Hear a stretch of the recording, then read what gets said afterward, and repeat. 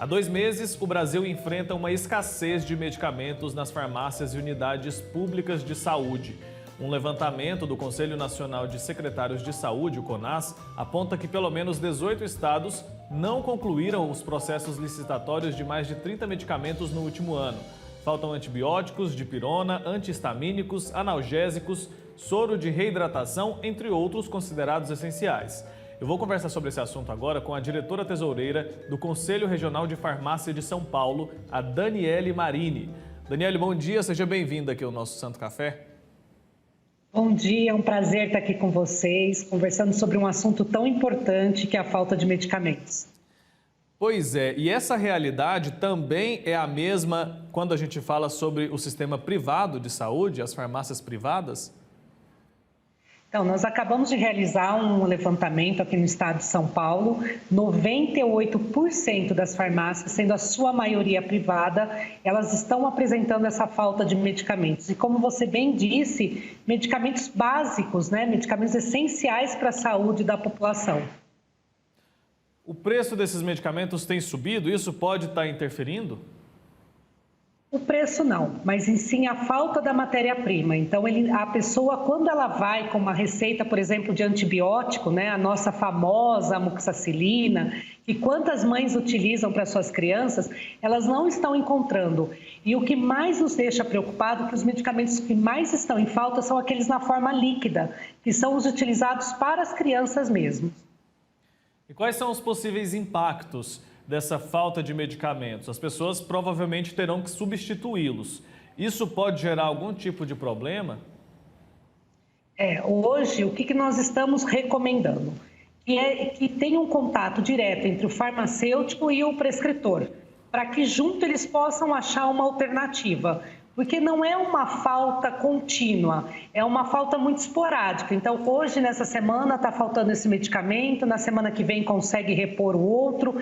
Então, e diante disso, a gente também tem as farmácias de manipulação.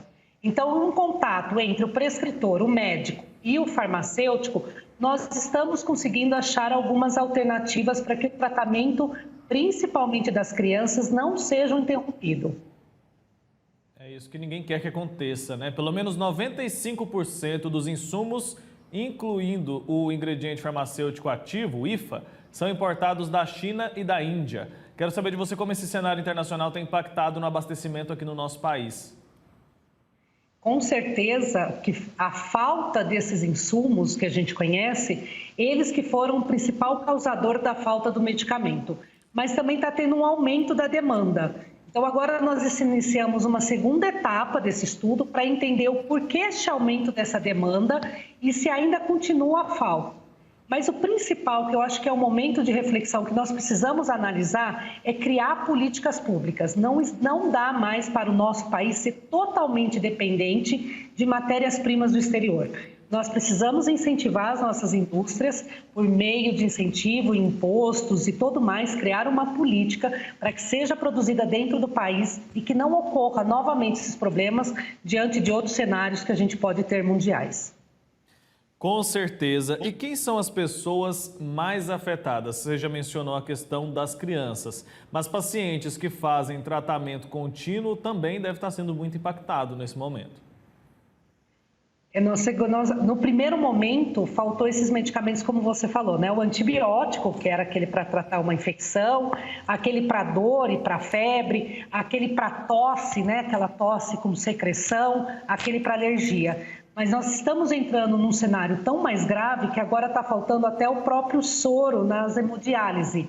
Então, uma coisa que você imaginava que ia melhorar, no contrário. Então, hoje o impacto não é só para esses tratamentos agudos, mas está continuando agora para tratamentos crônicos. E está faltando muitos medicamentos na área hospitalares, por isso que agora a gente começa um novo cenário de estudo para ver onde está o impacto em relação a essas doenças crônicas. Durante a pandemia, a gente percebeu uma alta demanda por alguns medicamentos. Isso pode ter atrapalhado a produção de outros tipos de remédios? Não, realmente foi a falta de matéria-prima. As indústrias farmacêuticas elas estão fazendo o seu máximo e quando chega a matéria-prima, elas tentam repor no mercado e fazer com que o impacto seja menor.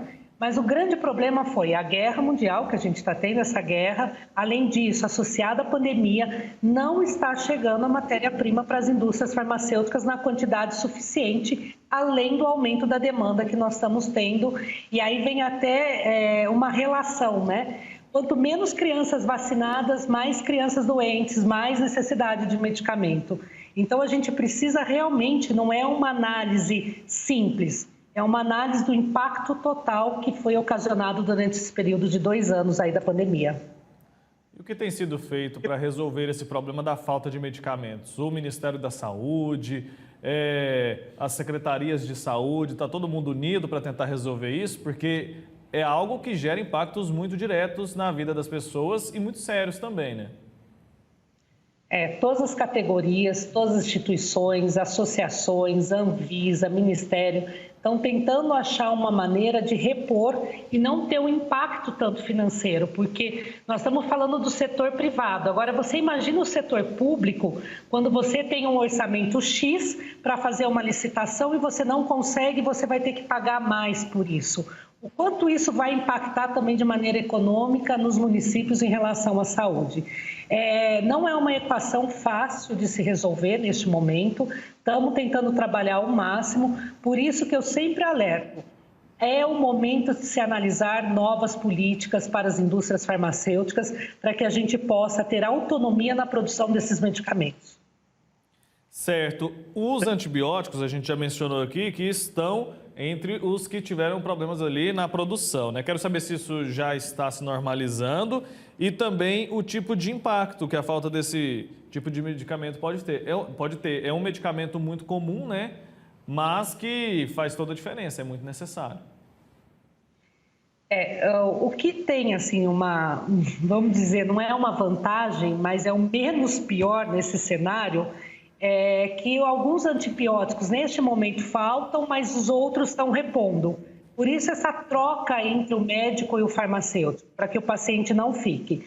Mas a gente tem antibióticos que são os básicos mesmos, que a gente tem alguns momentos de escassez total em várias farmácias, e aí é uma procura contínua por farmácias de manipulação que possam repor esses medicamentos para que o paciente realmente não fique sem o uso.